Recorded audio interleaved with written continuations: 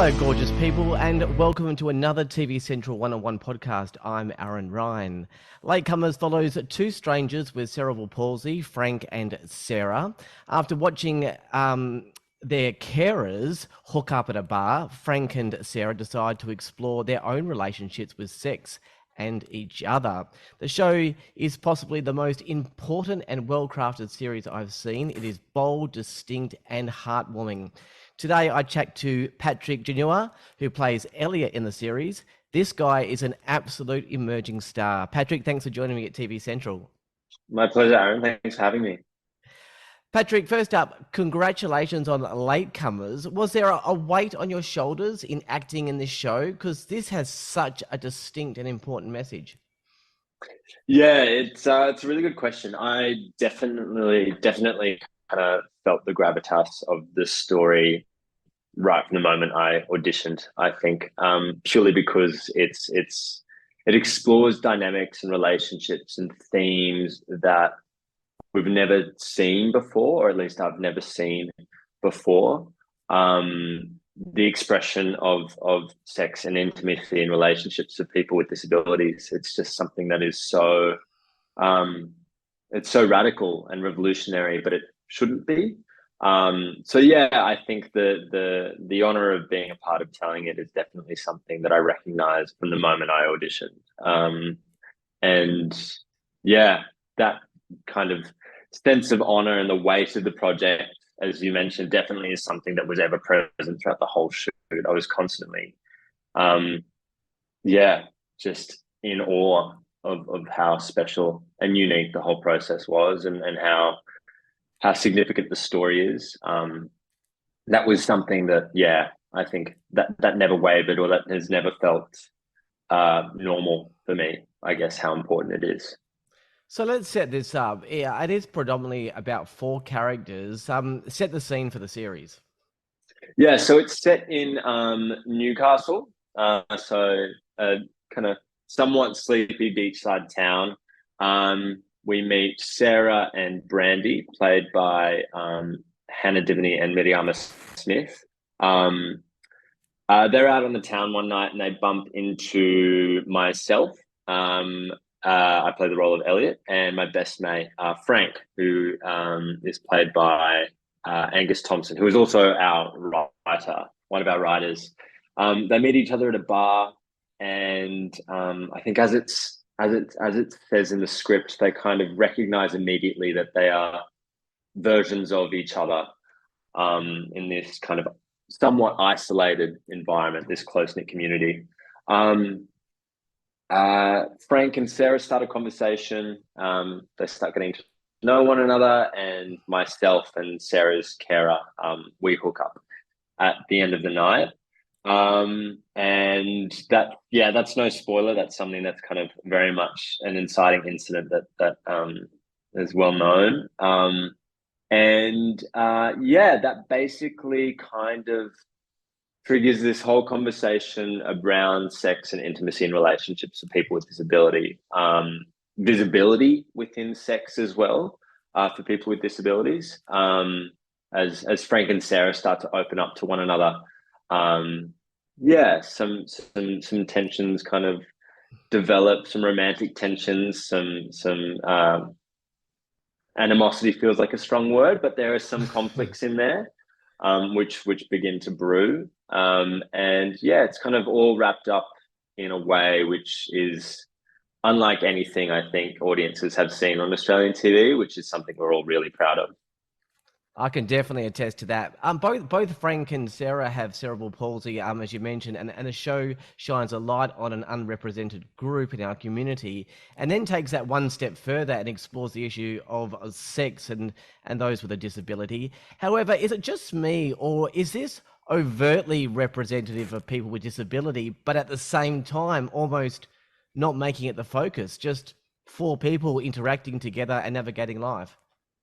Yeah, very, very much so. I mean, there is so much nuance and so much complexity within each character's relationship to love and their, I guess, for want of a better word, their baggage that they might hold when embracing romance or embracing love or intimacy or things like that, there's so much complexity and so much nuance within those themes as well. That is such a fascinating undercurrent to the bigger picture, which also, adds the aspects of living with a disability amongst all of that. So I think there's some really interesting themes that we explore around relationships throughout the series that everyone can relate to, or at least everyone has seen or experienced in a friend or loved one in the past. Yeah, it's definitely got that broad relatability. When you're preparing for a role like this in your mind, is it really the same process for something like this as opposed to, I don't know, running around an island with a gun on sea patrol? Is it the same process or completely different? It's funny. I kind of wish I approached the work with the same sense of imagination I had when I was 12 doing that job. But yeah, it's an interesting question. The process for me, I definitely, prior to the beginning of rehearsals, I had a recognition that this would be a really unique filmmaking experience. Um, my background, I have a background outside of acting, working as a student learning support officer in a primary school. And a big aspect of that job is actually as a carer. I started that job at the end of 2019, and that kind of carried me through the pandemic. And that was my very first insight into working with people with disabilities and understanding the different needs of working within those spaces. So I guess what I came to the project with was a recognition of the considerations that need to be made for a workplace to be safe, to be supportive, to be productive. And I know the nature of the film industry, working very quickly and kind of efficiency and the most economical solution being the priority. I knew some of those things would have to be adjusted in our filmmaking process, purely because of my experience as a disability support worker in the past. So that was something I was kind of cognizant of in my own preparation. And I think how that differed from things I've done in the past was, I think I approached it with a kind of openness, and just a readiness to do what was necessary, because I know my fellow colleagues, like all of our needs would be very different, and we're also working within a kind of somewhat restricted schedule, being we only shot over, I think, about 14 days or maybe just under, from the top of my head. But yeah, that's not a huge amount of time to get a lot of stuff done. So I was very aware that there would be different needs in approaching this particular job. And then yeah, in terms of character stuff, I like to just trust my ensemble and the director, and just absorb as much of the story as I can. I try to be as reflexive as possible with that stuff anyway. So yeah, I guess there were some extra considerations, but I was definitely up for it. And yeah, I think, as I spoke about earlier, the honor of being a part of the story was something that carried me through that and supported that. So was it just a coincidence that previous work that you mentioned sort of helps with this series, or is that how you got into it, or was it just the usual audition process, or was there a connection there? Yeah, there was actually no connection between my work as a disability support worker and this job prior to the audition. Like, I had met Madeline Gauthier a couple of times, and prior to auditioning, and I've been friends with Liam for quite a while, Liam Hain, our producer. Um, and they had no idea of my experience in this kind of field. But obviously, when I got the audition, I was like, well, I really know this world. I really have experienced these dynamics. And I think, if I'm honest with myself, a little part of me felt like I was the best person to play this role. And I really wanted to be the person to play this role, because I take with great kind of respect the importance of creating an accessible or contributing to a safe and accessible workplace in whatever way I can. And reading the audition scenes, I felt that was the most important thing, that whoever gets cast in this role, I hope that they acknowledge the considerations of taking on this character. And I didn't want to be too pushy about my experience in that role post the audition. I kind of just sent the tape off and let things play out. And fortunately, and kind of really, it's a remarkable coincidence. It all kind of came through. And yeah, I was the lucky person that got to play the role. So yeah, complete coincidence, but I was I really recognized the honor of kind of my past work experience and being able to bring that into a filmmaking workplace. Well, let's break your character Elliot down. He is quite complex. His past seems to be a bit of a sleep around. I think the term now is F-boy. But then he seems to be going through like an inward journey with his friend Frank with cerebral palsy, telling you that you need him more than he needs you. Who is Elliot as a person? Elliot is a really, really complex person. I think the most interesting question about Elliot is where is he going? Like, what does he need to grow and to develop for himself? Because I think he's kind of a creature of comfort. He doesn't like to be too bold or kind of stray from the course a little bit. I think he is probably a little bit conservative in his relationships, in that he maybe withholds some of the more complex things that go on in his life, and some of the complex emotions that he, as any person does, grapples with. I think he's someone that is very much withholding, and needs to really let go and enjoy the chaos of life and love and romance a little bit more.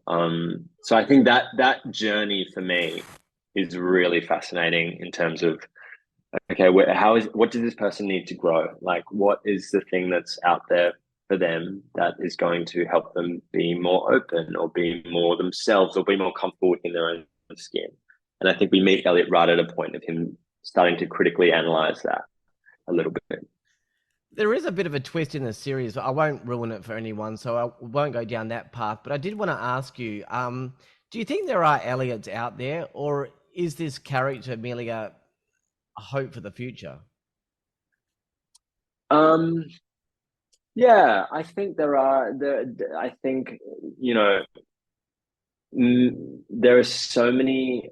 There is an increasing number of I guess, positive male role models that are coming to the fore. There still could be so many more, and there still could be a lot more kind of, I guess, nuance and fresher perspective added to these roles. But I think if you look at, for example, a series like Heartbreak High, some of the male dynamics and some of the kind of masculine tropes within that series are really quite revolutionary. And I think there's a bit of a wave of that at the moment, where we're starting to see these kind of more tender masculine roles. What I really love about Elliot is that we see a man in a caring and nurturing role for a change, because I don't think it's something. It's not something we're typically used to. I think there's kind of a stigma or expectation that caring, nurturing roles are undertaken by women and women alone. So men don't really have the same accountability to do that. And I think that's something that that is being broken down and should shift. I think it's really important to see, men in those caring and nurturing roles. Well, I laughed and I cried in the series, and to be honest, I cried a lot. I just wish the series was exactly how life was. It felt, I sort of mentioned this in the last question, but it felt kind of idealistic, but also totally attainable, especially if we are making series like this. I sat for a long time after watching this series feeling like I'd learned so much, but can't like articulate perfectly exactly what it is that I learned. Can you help me out? What can people that do not have a physical disability take away from this series? Yeah, really good question, Aaron. Yeah, it's a big thing. I think I mean there's so much in it. There's so much in it packed into the 70 or 60 minutes that the audience sees. There's a lot. I mean, you have four our leads and also our kind of the extended cast. They're all people that are really trying to understand themselves and trying to understand each other and trying to learn from each other, trying to grow with one another. And I think it's a simple but like kind of beautiful thing. It's kind of the most it's kind of the most sacred, special part of what a community should be. People coming together, wanting to grow and learn and support one another. I think at its core, that's kind of how I reflect upon the latecomers world. And I think, yeah, that's the foundations of it is that. And yeah, there's so many things to take away from it and so many meanings and different connections that people will have. But yeah, I think that understanding, that willingness to understand and reflect um yourself and other people is a really, yeah, simple but beautiful thing. So, with your character Elliot, how close in real life is he to you in the sense? Are you the sort of quiet, sort of sensitive type, or are you more the, I don't know, party type? Like, do you find a connection with Elliot at all, or are you completely different? I think I definitely have a curiosity in in um in Elliot's kind of I don't want to use the word conflict, but the growth that Elliot is going through, or as I mentioned earlier, kind of what he needs, where he's going. That thing is something that really fascinates me. And yeah, for sure, there's been points in my life where I've been like, okay, I'm at this point now. What do I need to shake things up, or how can I pivot, or what's the next chapter? What's the next phase of growth for me? Is kind of something that, yeah, I've definitely been acutely aware of at points in my life. I think I'm at a point now, where I'm starting to realize you can't control everything, and that's absolutely fine. Yeah, so there's that aspect that I think I can relate to. But yeah, I have an immense curiosity for that complex as well, because I think, yeah, everyone is different and everyone has a different, path. And I think, yeah, I'm really interested in Elliot's journey of kind of embracing what his path is now. Um, yeah, and obviously the kind of the work that I've done within schools working with kids, that's something that I really connect with, and then to kind of bring that lived experience for myself into this character was something that I dreamed of, and I didn't think I'd get kind of, now in what I still consider the infancy of my career. Um, so yeah. Look, I've asked you quite a few deep questions, so now here's a nice shallow question for you. Um, like, obviously, it's hard to ignore. The audience will respond to you in terms of looks as well, especially the shirtless scenes and stuff. Do you get a lot of attention from people? Like, do you like the attention or you hate it? Because you obviously have a nice cultural background too. I guess yeah, there is actually quite a kind of a deep, significant point to that question as well. Going back to my first job post drama school, I was in a play in which I kind of how do I put this? My physical appearance was something that was of I guess I had to. So I'm not sure how else to put this other than I had to kind of bulk up for it and buff up a little bit and yeah, I threw myself into that process like really excited by it, by the challenge, I guess. And then upon audiences seeing the show, it was something that was quite overwhelming. But the really significant part of it that I kind of learned to recognize, and I think now I kind of carry through, is that it's important to honor like the female gaze, and it's important to objectify men as much as um I guess it's important to objectify men as they haven't been so much in the past, and to show what the female gaze is. And yeah, the majority of the women majority of the writers on our team are women. We're led by a female director, so I think that lens and that aspect of the story, it is really important to show that, and I think it's something that we're definitely starting to see more of.